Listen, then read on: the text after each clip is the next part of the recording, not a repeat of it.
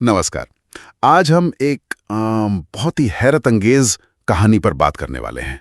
दिल्ली की एक छोटी सी बच्ची शांति देवी। हाँ, शांति देवी, जिसे अपना पिछला जन्म मतलब पूरी डिटेल्स के साथ याद था। बिल्कुल, हमारे पास इस पर कुछ लेख हैं, कुछ रिसर्च पेपर्स भी हैं।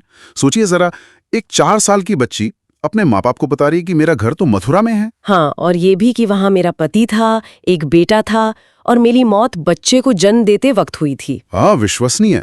तो आज इसी गुत्थी को थोड़ा सुलझाने की कोशिश करते हैं। और देखिए, ये कोई ऐसी वैसी लोक कथा नहीं है।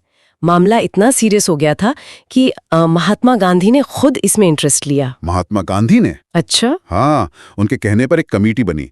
15 लोग थे उसमें, वकील, पत्रकार, रिसर्चर्स, इसकी जांच के लिए। 15 लोगों की कमेटी सिर्फ एक बच्ची के दावे पर? बिल्कुल, क्योंकि शांति देवी ने जो डिटेल्स दी थी, जैसे अपने पिछले जन्म का नाम लुगदी देवी। लुगदी देवी, हाँ। पति का नाम केदारनाथ, मथुरा में अपना घर, दुकान, उसका पूरा नक्शा बताया उसने। और ये सब कब की बात है? ये 1930s की बात है।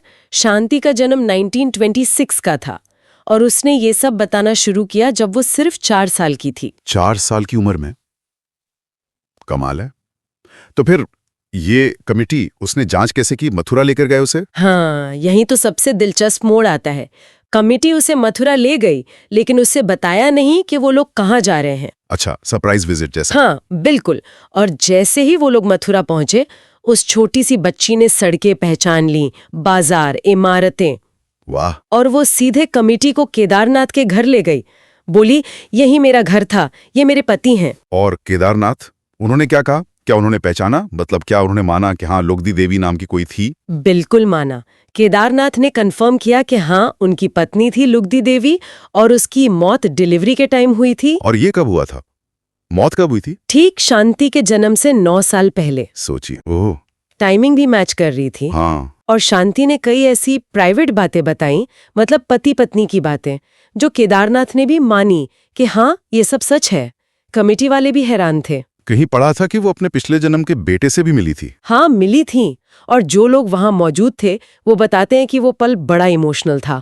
शांति उस बच्चे को देखते ही रो पड़ी, उसे गले लगा लिया। एक माँ का जुड़ाव, दूसरे जन्म में भी। शायद उसने परिवार के कई और लोगों को भी पहचाना। ऐसी ऐसी पर्सनल बातें बताई कि जांच करने वाले भी मतलब दंग रह गए थे। तो कमेटी की फाइनल रिपोर्ट क्या थी? उन्होंने क्या नतीजा निकाला? रिपोर्ट का सार यही था कि शांति देवी जो कह रही है उसे किसी नॉर्मल तरीके से, मतलब तर्क से या धोखाधड़ी से एक्सप्लेन नहीं किया जा सकता। तो इसका मतलब क्या ये पुनर्जन्म का सबूत मान लिया गया? दुनिया भर में क्या रिएक्शन था इसका? हाँ, इसने पूरी दुनिया का ध्यान खींचा, खासकर रिसर्चर्स का। जैसे डॉक्टर इयन स्टीवेंसन का नाम बहुत अहम है इसमें। इयान स्टीवेंसन, वो जिन्होंने बच्चों की पास्ट लाइफ मेमोरीज पे काम किया है। हाँ, वही। उन्होंने ऐसे करीब 3000 से ज्यादा केस स्टडी किए थे और उनके हिसाब से शांति देवी का केस सबसे मजबूत और सबसे अच्छे से डॉक्यूमेंटेड केसेस में से एक था। सबसे मजबूत क्यों? मतलब ऐसी क्या खास बात थी इसमें? देखिए, इतनी सारी डिटेल्स मिलना और उन डिटेल्स का वेरीफाई होना, ये बहुत रेयर होता है। हाँ, ये तो है। शांति ने ऐसी बारीकियां बताई थीं जो 1930 के दशक में एक छोटी बच्ची के लिए किसी और तरीके से जानना लगभग नामुमकिन था। जैसे कि कोई उदाहरण? जैसे घर के अंदर गुप्त जगह जहां पैसे रखे थे, या परिवार के सदस्यों की आदतें, या लुगदी देवी की बीमारी से जुड़ी बातें जो सिर्फ परिवार वाले ही जानते थे। स्टीवेंसन जैसे लोग बहुत बारीकी से जांच करते हैं। धोखाधड़ी का कोई चांस तो नहीं, या कहीं सुनी सुनाई बातें तो याद नहीं रह गईं? जिसे क्रिप्टोमनेशिया कहते हैं। हाँ, क्रिप्टोमनेशिया। लेकिन शांति देवी का मामला इन सब शक-शुबे से परे निकला।